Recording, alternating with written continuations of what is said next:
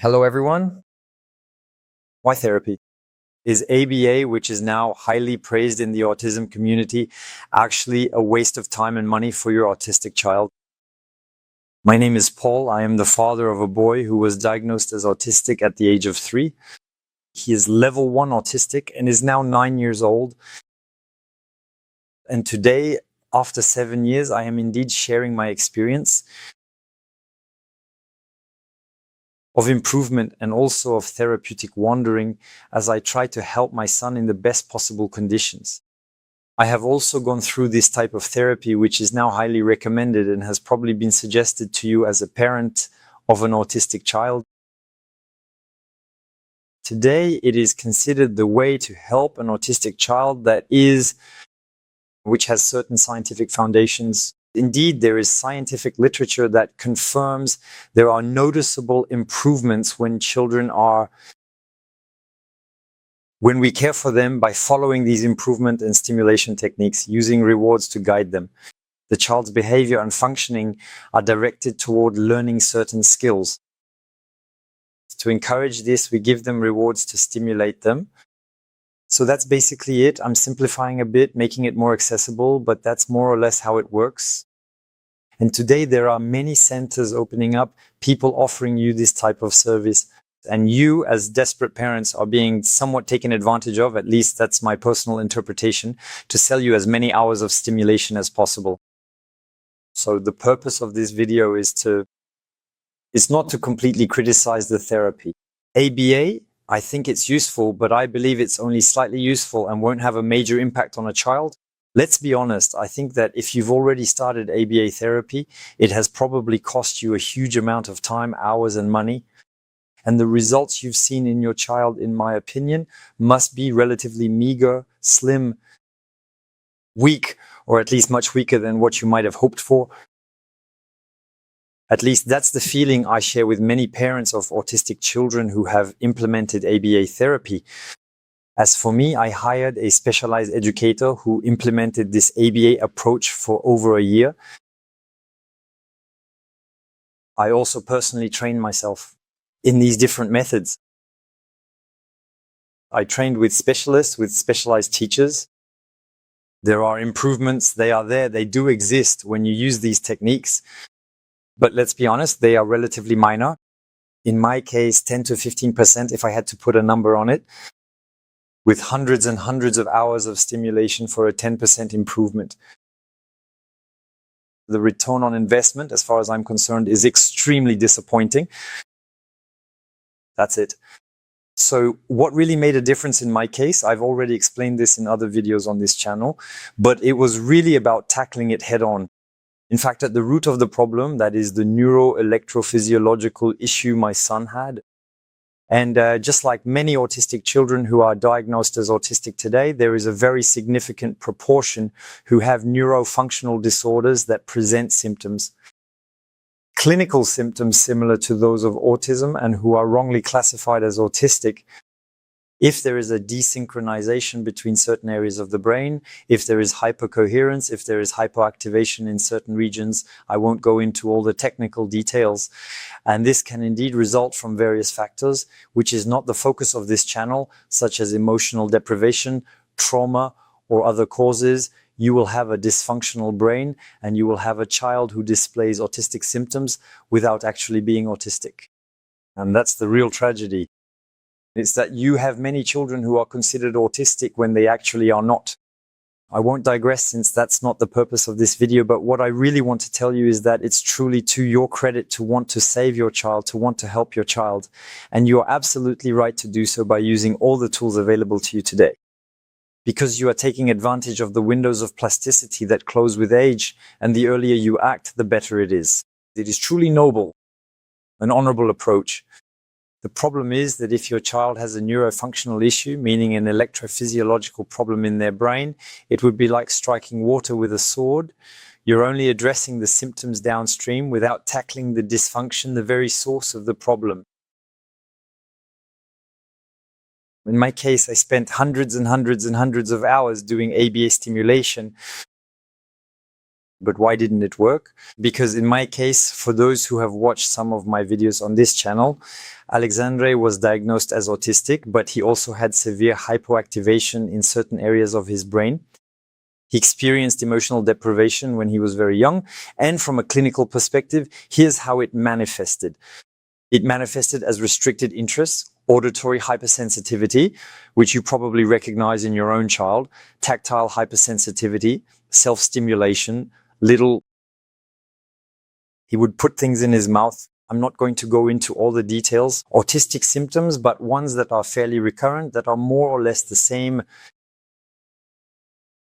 in autistic children. There is a subgroup, let's say, of symptoms. These are recurring symptoms. But when you address the root of the problem, that is the neurofunctional issue, the electrophysiological problem in your child's brain, you will see real progress start to emerge. ABA is going to be a little bit like that. My way of concluding this video is to say that it is a very good treatment strategy, I think, but not on its own. It is very effective when it works in synergy. With neuromodulation, just like ABA, works extremely well in synergy because ABA helps to fill, let's say, the windows of plasticity that are opened by neuromodulation, multiplying their effects. The speed of learning, so you can work much more effectively on your child's brain.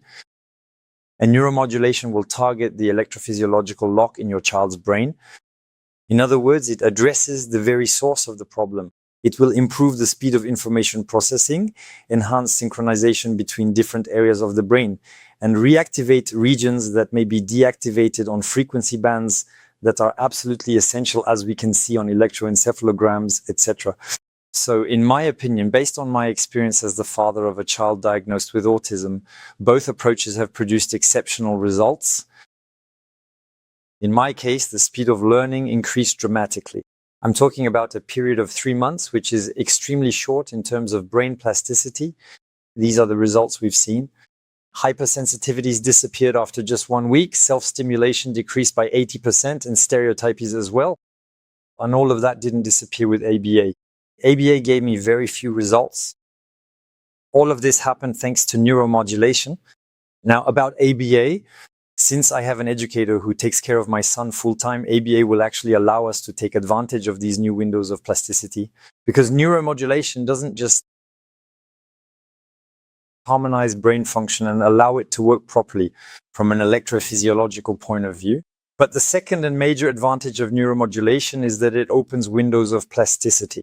What does that mean? It means that the brain is much more sensitive to learning. It learns much faster. You can repair wiring errors in the brain. If indeed the child has, for example, been traumatized or exposed to severe deprivation very early in life, generally from 0 to 2 years old, the brain wiring may have developed inefficiently. You can find all this in the scientific literature. I encourage you to look it up. I also include references that are relevant to everything I tell you in the descriptions of my videos. But when these electrophysiological dysfunctions develop because the child's environment is not suitable, these dysfunctions will cause the brain to not function in a neurotypical or normal way. It will not function as it should have. And neuromodulation with ABA, so neuromodulation will open new windows of plasticity that may have closed. Because if we have passed the age of 5, 6, or 7, we already have less plasticity. And neuromodulation will reopen those windows of plasticity that have closed with age. And it will allow the learning you provide your child with ABA to be much more effective, to be much faster. All right. To give an example, what he would have learned in 3, 4, or 5 hours, he will learn in 1 hour. There is also scientific literature on learning speed, which is greatly increased thanks to neuromodulation. Let me remind you that I implemented neuromodulation with great success for my son. Today, I'm extremely satisfied with it. I myself have gained tremendous learning from it, which I wish to share with you. And scientific literature tells us that even in neurotypical people, it improves learning speed. So for us, parents of autistic children, it would really be a shame to deprive yourself of this tool that can greatly help your child to improve, to enhance their brain and neurological functioning, and to allow them to get as close as possible to neurotypical functioning. Careful, I'm not saying to function exactly like a neurotypical child. We never promise a cure, but the scientific literature gives us hope for improvements of at least 20 to 30%, which is already much more than ABA alone, which is nevertheless sold to you, praised and recommended left and right. We see many more improvements, and for children whose disorder is mainly functional, that is electrophysiological, well, we can see improvements that are much more significant, even spectacular, which was my own experience. There you go. I hope this video will be useful to you, that it will bring the most value possible for your child, and that you will benefit from it. From this information that I myself would have liked to have when Alex was diagnosed, since I lost a lot of time. I wish I had known much earlier. I'm sharing this with you as a parent of an autistic child, and I wish you the greatest possible improvement for your child. Don't listen to those who tell you it's hopeless. Don't listen to those who say nothing can be done. Don't listen to them. Those who tell you that you should only do ABA, that your child should be stimulated behind a desk, that you should only do exercises and so on. That's not true. All right, you have other options, and most autism professionals unfortunately don't know about them, and that's the real tragedy. And I'm a witness to this firsthand, since I work with my son every day, and I can clearly see, after meeting psychologists, psychoanalysts, neurologists, the ignorance that exists in the field of autism. And I wish your child the best possible improvement.